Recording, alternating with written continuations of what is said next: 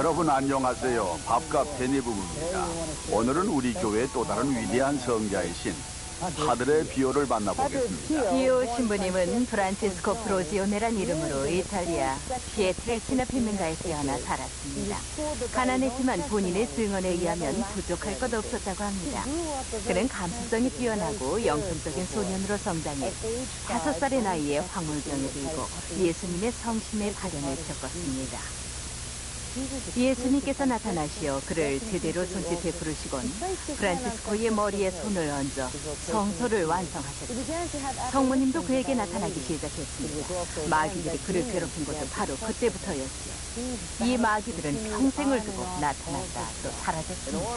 3명의 누이와 2명의 형제 가운데 누구라도 침실에서 나와서 부엌에 가려면은 아예 집 밖으로 나와야 했습니다.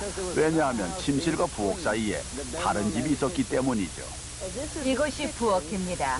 여기에서 프로지오네 가족들이 음식을 만들어 먹었지요. 바로 여기에서 말해요. 형제 2명이 어려서 죽었기 때문에 그러니까 한꺼번에 총 8이 되나요? 8 내지 6명이 이 부엌에서 식사를 했습니다. 요리는 바로 엄마가 여기에 서서 요리를 했고 이 화덕을 사용했어요. 물론 이것은 난방을 위해서도 사용이 됐죠. 여기 보이는 이 모든 것들이 말입니다. 식기나 물병, 여과기 등 모든 게 프로지오네 식구의 것이었답니다. 그렇다고 해서 꼭 비오 신부님이 쓴 것은 아니겠지만 가족이 사용한 건 분명하죠. 프란치스코는 배움이 고팠지만 다닐만한 학교가 없었습니다. 대신 2명의 농부가 아이들을 가르치겠다고 자원을 했죠. 이들의 자격이라곤 읽고 쓰는 능력밖에 없었습니다. 하지만 여기에 아이들을 돕고자 하는 진실한 열망이 덧붙여져 학교가 시작되었죠. 프란치스코는 학비를 대려면 가족이 희생해야 된다는 걸 알고 있었지만 가족에게 성직의 길을 걷고자 하는 진실한 꿈을 들려주었고 그들은 희생을 감수하기로 했습니다. 아버지 그라지오는 가족을 떠나 자메이카, 롱아일랜드를 거쳐 뉴욕으로 갑니다. 이탈리아에서 땅을 붙여 버는 보잘것없는 수입으로는 도저히 아들의 교육비를 감당할 수 없었으므로 뉴욕에서 열심히 일해 집으로 돌을 붙였죠. 프란치스코는 15세에 카푸친 수도원 입회를 허락받게 되지요. 신학교에 들어가기 전 며칠간은 주님으로부터 계시가 계속된 날들이었습니다. 앞으로 계속될 전투에 대비시키기 위함이었죠. 예수님은 프란치스코에게 당신의 계획과 무자비한 적, 장애물과 불가능한 싸움 등을 보여주셨습니다. 예수님께서 프란치스코의 안내인이 되어 그를 광활한 전장으로 이끌어 가셨습니다. 한쪽에는 광채가 나는 흰옷의 사람들이 있었고 다른 쪽에는 무시무시한 괴물들이 어두운 색의 옷을 입고 있었습니다. 프란치스코가 이제껏 본 것 중 가장 큰 어마어마한 괴물을 예수님께서 가르치셨어요. 그의 무릎이 떨리기 시작하자 예수님께서 저 괴물들과 싸워야 한다고 말씀하셨고 그는 그러지 않게 해달라고 간청했어요. 그토록 무시무시한 짐승과 싸워 이길 수는 없다고 본 거죠. 그러나 예수님은 다시 한번 전투를 명하시며 곁에 있겠다고 말씀하셨습니다. 프란치스코는 잔인한 전투에 나섭니다. 그에게 가해지는 고통은 정말 끔찍했지만 끝내 승리를 거뒀지요. 괴물과 그의 역겨운 추종자들이 듣기만 해도 끔찍하기 그지없는 소리를 질러대며 모두 달아났다고 합니다. 이 환신은 이후 20년간이나 그를 쫓아다닙니다. 비오 신부님은 35세가 되어서도 이를 회상하며 전율을 금치 못했죠. 예수님께서는 이 악마와의 싸움을 평생 계속해야 한다고 하셨습니다. 그래서 최악의 상황을 보여주며 적을 과소평가하거나 경계를 늦추지 않게 하신 거죠. 수도회에 들어가기 전날 밤 그는 예수님과 아름다운 성모 마리아님의 환시도 보았습니다. 이 환시에서 예수님은 5년 전 하신 것과 마찬가지로 프란치스코의 어깨에 손을 얹으셨죠. 성모님은 모다운 부드러운 목소리로 말씀하시며 황홀한 응시로 그의 영혼을 꿰뚫어 보셨습니다. 프란치스코는 수도명으로 비오라는 이름을 받은 후 신학교 생활에 몰두하기 시작했죠. 그가 경험한 모든 것들은 바로 이 시기를 위한 준비였습니다. 그는 기도하고 공부하고 예수님의 순환에 대해 울음을 터뜨렸고 그러면서 대부분 시간 침묵했습니다. 앞서 수도원에 들어온 사람들도 수도 생활을 끌어안는 본 그 모습에 놀라움을 금치 못했죠. 그가 6년의 수련 기간을 어찌 견뎠는지 이건 기적입니다. 항상 질병이 따라다니며 그를 괴롭혔고 게다가 악마의 전령의 공격도 받아야 했습니다. 밤 동안 계속되는 신체적인 고통으로 인해서 아침에 자리에서 일어나면 땀으로 흠뻑 젖고 지칠 대로 지치곤 했죠. 정결에 대한 공격도 있었습니다. 나체 여인들이 갖가지 음란한 모습으로 나타나기도 했던 것입니다. 그러나 이 정도는 나았죠. 사탄이 지도 신부나 저명한 고해 사제, 심지어 예수님의 모습으로 나타나는 건 치명적이었습니다. 이런 모습으로 나타나서는 성스러움의 연마에 여심치 않다고 밤새도록 그를 비난하고 다그쳤던 것입니다. 1909년 교회의 부제품을 받고 다음에 드디어 사제 서품을 바라보고 있던 상황에서 그는 병에 걸려서는 피에트레르티나집으로 돌아가야 했습니다. 이후 7년은 그의 생에서 가장 기이한 기간입니다. 어디든 수도원에 복귀하려고 할 때마다 중병에 걸려서 매번 몇 개월을 못 버티고 집에 돌아가야 했던 거죠. 그가 피에트레치나의 집에 돌아온 것은 병에 걸려 신학교 있을 수 없어 되돌려 보내졌기 때문입니다. 그런데 집에 도착만 하면 병이 나았죠. 그래도 당장 돌아가진 않았습니다. 그래서 신학교 시절 대부분을 피에트레치나에서 보내게 됐습니다. 여기 수사님께 여기서도 마귀가 그를 괴롭혔냐 물었더니 미소를 지으면서 그분이 가는 곳마다 마귀가 따라다녔다고 대답하시더군요.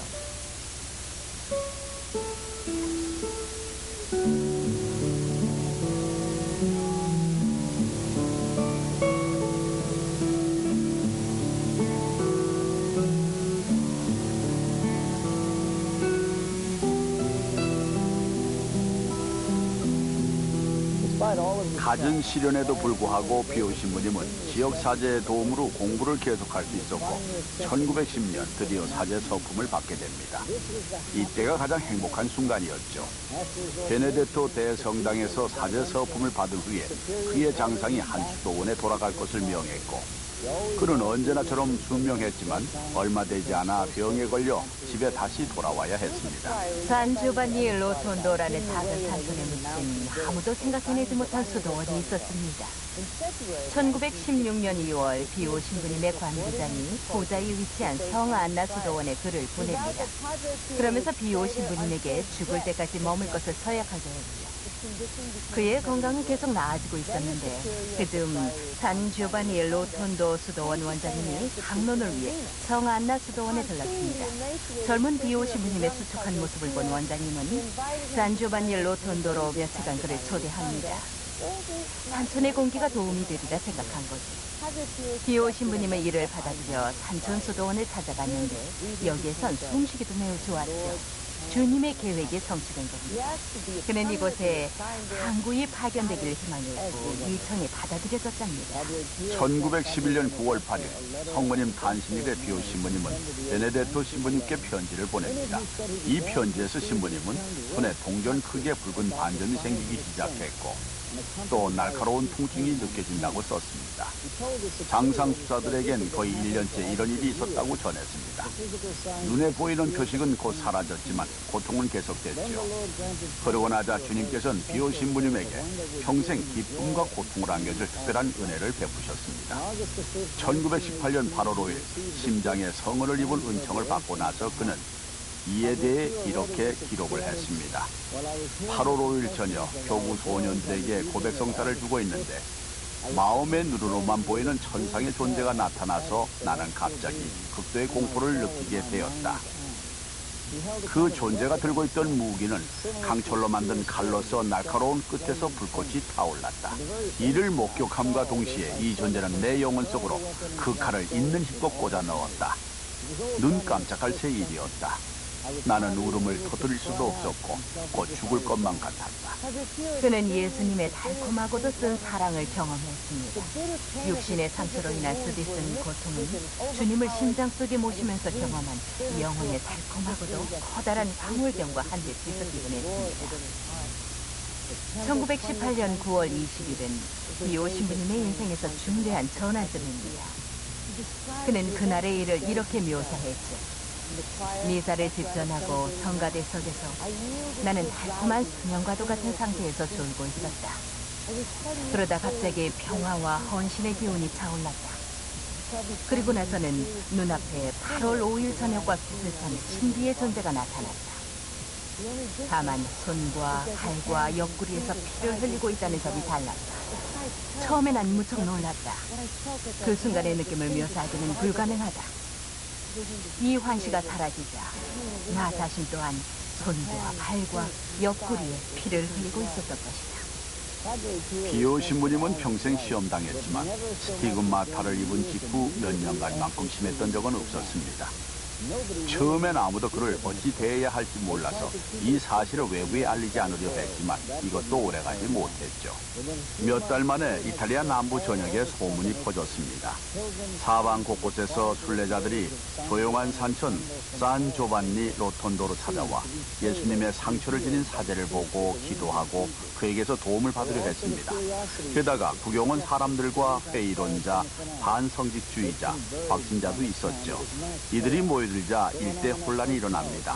호텔도 식당도 휴게실도 또 경찰도 산조반니 로톤도를 휩쓰는 군중을 수용하기엔 턱없이 부족했던 겁니다. 이탈리아 전역으로부터 신문기자들도 들이닥칩니다. 이때 수사들이 신문에 낼 대박 기사에 필요한 모든 정보를 제공한 것은 사실 실수였죠. 베네딕토 신부님은 수사들과 장상들을 질책하며 이렇게 말하죠. 이제부터 그 누구에게든 그 어떤 목적 때문이든 지금까지 일어난 일들이나 또는 앞으로 일어날 일에 대해서도 소식이나 행동이나 사건의 전말에서 나는 것을 금지한다. 때는 늦었죠. 이 소식은 꼬리에 꼬리를 물고 확산되고 있었어요. 이태리인들만 산조바니 로톤도를 찾는 게 아니라 유럽인들로부터 이후 미국인들에 이르기까지 비오 신부에게 달려왔습니다. 이러한 현상이 벌어지고 있을 즈음 의학조사도 시작됐습니다. 가톨릭 교회 당국에서 의사 셋의 도움을 구했는데 셋 가운데 가장 유명한 이는 로마의 로마넬리 박사였습니다. 그는 조사를 마치고 비오 신부님의 상처는 자기의 암시와 요오드 같은 강한 약품의 사용 때문이라고 진술했습니다. 골자는 초자연적인 원인은 없다는 말이었죠. 그러나 다른 두 명인 비냐미 교수와 페스타 박사는 그 말에 바로 반박합니다. 로마넬리의 결론에서 의심의 그림자를 걷어내는 철저한 조사 작업을 통해 비오 신부님의 상처에는 인간이나 과학의 힘으로 설명할 수 없는 점이 많다는 증거를 제시했던 겁니다. 비오 신부에 반대하는 사람들은 그를 반박한 자신의 결정에 성령의 목소리를 따르는 것이라고 진심으로 믿었습니다. 그러나 시련의 열매는 달았죠. 주교와 추기경이 그의 기도를 청했으며 그는 교황 베네딕토 15세와도 친분을 맺습니다. 교황께서는 비오 신부님이 하느님께서 죄인의 회개를 위해 가끔 세상에 보내시는 위대한 인물 중 하나라 믿었습니다. 그래서 바티칸 인사들의 공격으로부터 그를 옹호했지요. 하지만 베네딕토 15세는 1922년 1월 22일에 갑자기 선종했습니다. 6개월 후 성청은 한 가지 결정을 통해 비오 신부의 사적이 아닌 공적인 미사 집전을 금지했습니다. 게다가 베네딕토 신부님을 지도 신부로 모시거나 서신 연락하는 것도 금지했으며 따르는 신자들에게 영성적인 조언을 하는 것 또한 금지했습니다. 또 당장 산조반니 로톤도를 떠나 그의 광구와 떨어진 이탈리아 북부로 가도록 했습니다. 마을 사람들을 위해 미사를 드리지 말라는 명령이 비오 신부님께 하달됐고 그는 이에 순명하여 수도원 경당에서 사적인 미사를 지냈습니다. 그의 장상은 이후 상황을 광구장에게 이렇게 보고합니다. 사람들은 이 결정을 자신에게 가해진 형벌처럼 고통스럽게 받아들이고 있습니다. 거의 3,000명에 이르는 군중이 수도원을 찾아 비오 신부의 향후 거치와 공공 미사의 집전에 관한 확답을 요구했습니다. 사제로서의 모든 권한을 박탈한다는 로마의 명령으로 인해 비오 신부님께 이 모든 환난이 몰아닥치게 됐습니다. 이때 개인적 미사 집전만이 허락됐죠. 그래도 그는 수도원에 갇힌 거나 다름없었고 이 상태가 2년간 계속됩니다. 마을에는 긴장이 소용돌이 쳤습니다. 하지만 비오 신부님은 되도록 이 모든 곳과 거리를 두었죠.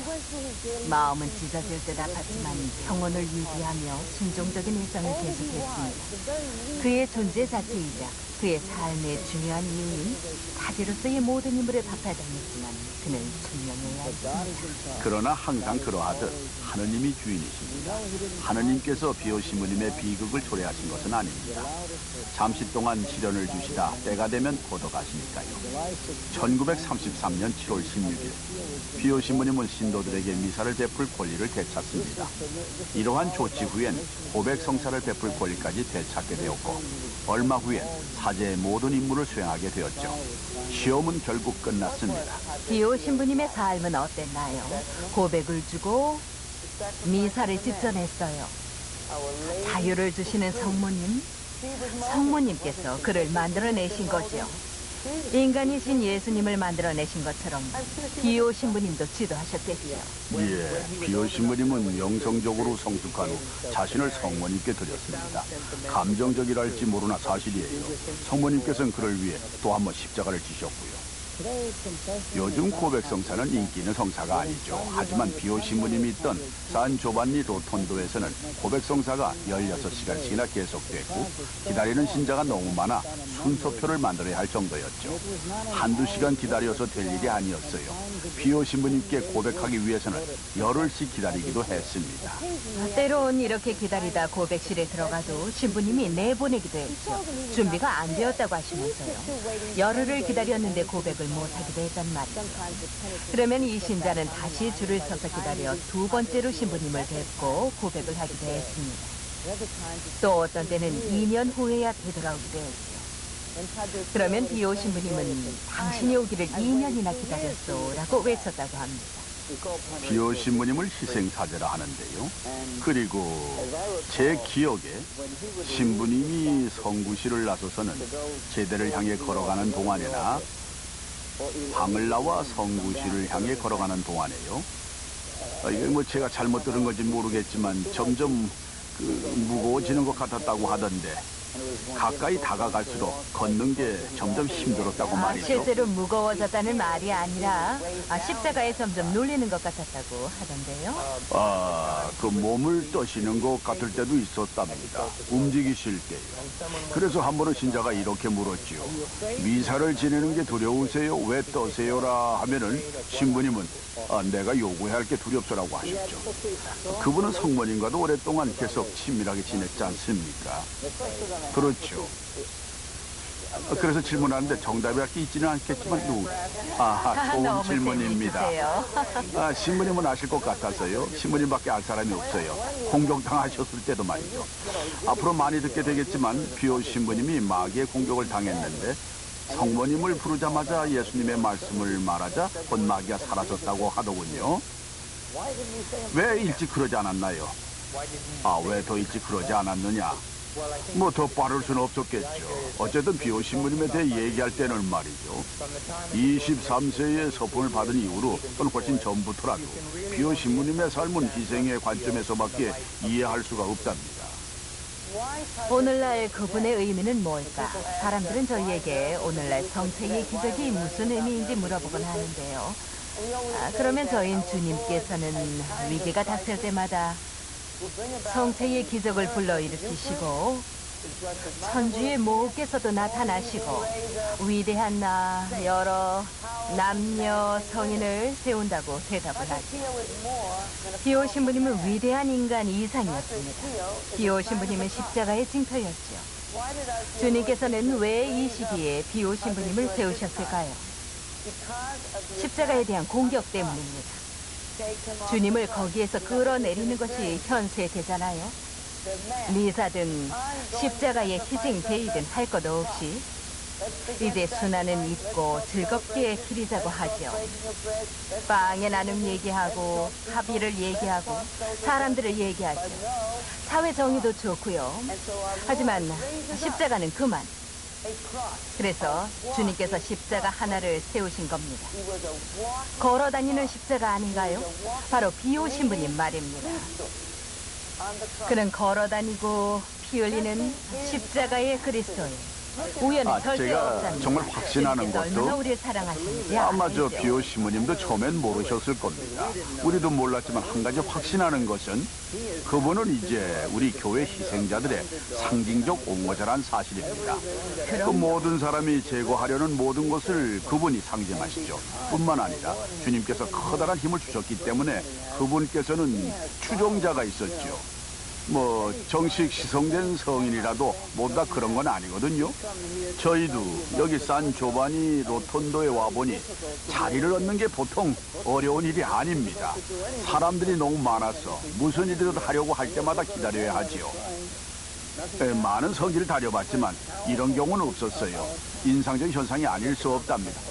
한 말씀 덧붙여도 될까요? 한 번은 제가 신부님의 병원의 간호사 한 분과 얘기를 하는데 그분 말씀이 비오 신부님의 희생봉사는 보편적이라는 거예요. 그러니까 한두 가지 목적에서 희생을 하신 게 아니라 보편적이었기 때문에 반응도 보편적이었다는 겁니다. 1956년 5월 5일에 공식적으로 개원한 고통을 덜은 집은 300개의 병상을 갖추고 있었으며 당시 최신 장비도 갖추고 있었어요. 며칠 안에 병상이 모두 차기 시작했습니다. 그곳에서 근무하는 사람들은 모두 즐겁게 일을 했죠. 비오 신부님은 항상 이제는 빈 침대가 없다는 말을 듣게 될 날을 두려운 마음으로 기다렸는데 그날이 1년도 안 되어 다가오고 말았죠. 병원 원무과에서 신부님께 병원이 꽉 차서 더 이상 환자를 받을 수 없다고 보고한 겁니다. 그러자 그는 교서실이든 사무실이든 복도든 가능한 모든 곳에 여분의 침대를 놓아 환자를 돌려보내는 일이 없게 하라셨죠. 가사의 병원 개원 2주년 기념일날 비오 신부님은 병실 증축을 위해 다이너마이트를 터뜨리셨고 현재 가사에는 1200개의 침대가 있습니다. 비오 신부님은 성체 안에 계시는 주님을 평생 사랑했습니다. 그에게 성체는 모든 영성적인 은총의 중심이었죠. 사제가 되기 전에도 성체 속 주님을 찬미하며 성당에서 몇 시간씩 보내곤 했습니다. 서품을 받은 후엔 미사 도중에 황홀경에 들곤 했기 때문에 교구민들은 다른 신부님들에 비해 미사 시간이 길다고 불평을 했답니다. 미사 중에 우는 일도 많았어요. 소리내어 우는 게 아니라 흐느낌을 억제하지 못하는 정도였죠. 영혼 깊은 곳에서 울음을 터뜨린 거예요. 비오 신부님이 고백 기도 도중 가슴을 두드릴 때면 그건 마치 인간이 저지른 모든 죄를 자기 탓으로 돌리는 것 같았어요. 눈물방울이 폭포수처럼 흘러내려 시험을 적셨습니다. 신부님의 미사는 그를 갈바리아로 데려가는 것 같았어요. 비오 신부님은 1918년 9월 20일 영혼과 육신을 강타한 그 고통을 다시 겪었을 겁니다. 천상의 모후 성모님에 대한 비오 신부님의 사랑은 5살 때 시작되어 평생 지속되었습니다. 평생에 걸쳐 정기적으로 성모님을 배웠다고 신부님 스스로 여러 차례 언급을 하셨죠. 그는 이 발현에서 큰 힘을 얻었는데 특히 그를 괴롭히러 지옥에서 온 악마와 역겨운 괴물의 공격을 받을 때 많은 의지가 되었습니다. 한 추종자는 이렇게 말했죠. 신부님께서는 천상의 모후에 대해 얘기할 때는 감정을 거의 주체하지 못했다. 신부님이 성모님께 드리는 기도를 암송할 때면 흘러내리는 눈물이나 흔들리는 목소리를 감추지 못했고 때로 신부님은 격렬한 흐느낌에 사로잡혀 기도를 계속하지 못했다. 비오 신부님은 선정한 1968년에도 끔찍한 육신의 고통을 겪습니다. 벌써 몇 년째 스티그마타로 인해 부분 불구의 상태에 있었죠. 미사 언어가 라틴어에서 각국어로 바뀐 1965년 그는 라틴어를 사용할 허가를 받습니다. 이는 제2차 바티칸 공의회의 반대해서가 아니라 노쇠할 대로 노쇠한 그가 미사 언어를 새로 배운다는 게 거의 불가능했기 때문이죠. 1967년에는 미사 도중에 앉아도 된다는 허가를 받았고 미사를 집견하며 신체적인 도움도 받을 수 있었습니다. 비오 신부님은 1968년 5월에 81세 생일을 맞았습니다. 보통 사람이라도 이 정도 나이면 몸이 서서히 망가지는 상태에 있었을 겁니다. 하지만 50년을 십자가에 못 박힌 그리스도로 살았던 비오 신부님은 보통과 달랐습니다. 1967년 초에는 천식에 걸렸고 이때부터 건강 상태는 악화일로를 걷습니다. 지상에서의 마지막 몇 달 동안 그의 상처도 마르기 시작합니다. 옆구리에 난 상처가 작아지기 시작했고 양손과 양발의 상처도 피와 액체가 섞인 형태로 변했죠. 주님께서는 비오 신부님이 성을 입은 50주년이 되는 주말 그를 천국에 데려가시기로 했습니다. 그 주말에는 제아묘실의 축성과 십자가의 길과 비오 신부님의 기도단체에 대한 바티칸의 공식 승인 등의 행사가 열릴 예정이었죠. 신부님은 9월 20일 금요일 기념일 당일 내내 고통스러웠습니다. 새벽 5시에는 미사를 집전했고 로사리오 기도와 강복기도 같이 했는데 신자들이 너무 많아 공기가 부족해서 천식이 도졌을 수도 있지만 심각하진 않았죠. 9월 21일 토요일은 더 심했어요. 미사를 집전할 수 없었죠. 그래도 신부님은 평소대로 힘을 모아 로사리오 기도와 강복식도 같이 했지만 그것이 끝이었죠. 그 이후에는 온종일 홀로 지냈다고 합니다.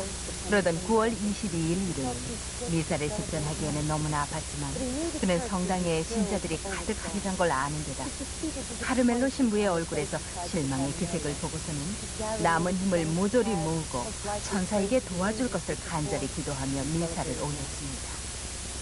미사 종반에 쓰러져 동료 수사들이 일으켜줘야 했지만 잠시 기운을 회복해 신도들에게 강복을 내리기까지 했죠. 비오 신부님은 계속 시간을 물었습니다. 3시간 동안 4-5차례에 걸쳐 같은 질문을 반복했죠. 그때마다 펠레그리노 신부가 다가가 시간을 말씀드렸는데 자정이 지나 다시 불렀을 땐 손이 떨리고 있었다고 합니다. 그때 신부님은 자신이 미사를 집전했는지 물었고 펠레그리노는 아직 이르다고 대답을 했죠. 그러자 그는 오늘은 네가 나를 위해 미사를 드려라 하셨답니다. 새벽 1시 30분경 비오 신부님은 잠옷에서 프란치스칸 수도복으로 갈아입혀달라고 했는데 곁에 있던 펠레그리노는 급속히 자신을 잃어가는 비오 신부님의 모습에 겁에 질리고 맙니다. 그래서 방을 뛰쳐나와 현재 요세피오 신부님인 수사 비엘 마르티노를 데려왔죠. 그래서 비오 신부님의 상태를 살핀 후 불러들인 의사는 우리 신부님을 살리려 모든 노력을 기울였지만 주님께서 이제 되었다며 사랑하는 아들을 불러 올리셨습니다. 1968년 9월 23일 새벽 2시 30분 피에트레치나의 비오 신부님을 선정하며 남긴 마지막 말은 예수님 마리아님이었습니다. 비오 신부님은 20세기 사람들에 대한 하느님의 선물입니다.